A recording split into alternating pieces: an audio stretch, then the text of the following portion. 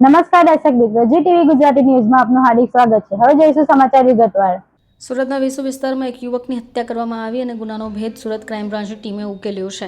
એક આરોપીને ઝડપી પાડી કાયદેસરની કાર્યવાહી પણ શરૂ કરી છે। સુરતના વેસુ વિસ્તારમાં 6/10/2025ના રોજ વેસુ ઓમ આઇકોન સુમન સાગર આવાસની પાછળ કોઈ અજાણ્યા ઈસમે બાબુ પટેલ નામના યુવકને ચપ્પુના ઘા ઝીકી હત્યા કરી હતી। આ ગુનાનો ભેદ સુરત ક્રાઇમ બ્રાન્ચની ટીમે ઉકેલી કાઢ્યો। પોલીસે આરોપીની પૂછપરછ કરતા સામે આવ્યું કે આરોપી છૂટક મજૂરીમાં કામ કરે છે।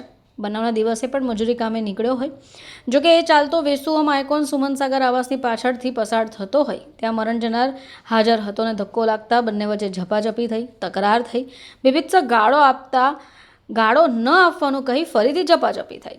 ડીસીપી ભાવેશ રોજીયાએ જણાવ્યું કે હત્યાના ગુનાને લઈને સુરત ક્રાઇમ બ્રાન્ચની ટીમે તપાસ શરૂ કરી હતી। 22 વર્ષીય અતુલ જગબહાદુર સિંહને ઝડપી લીધો।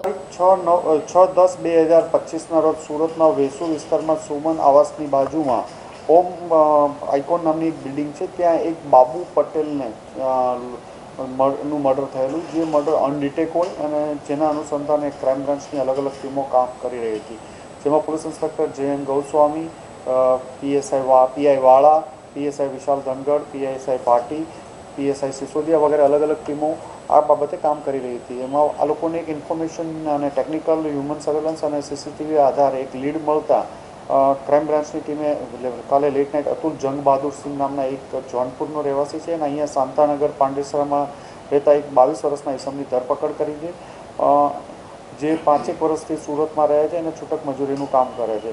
આ બંનેને કોઈ બાબતે બોલાચાલી અને ઝઘડો થતા જેના અનુસંધાને આણે એને ચપ્પુ મારી દીધેલું હતું। અતુલ જંગ બહાદુર શાંતાનગરમાં રહે છે અને ચપ્પુ એ પોતાની પાસે જ રાખતો હતો અને ઘણા સમય પહેલાં સુરતના જે બજારમાંથી વેચાતું લીધેલું ચપ્પુ કહે છે અને આગળની તપાસ આ કેસમાં ચાલી રહી છે।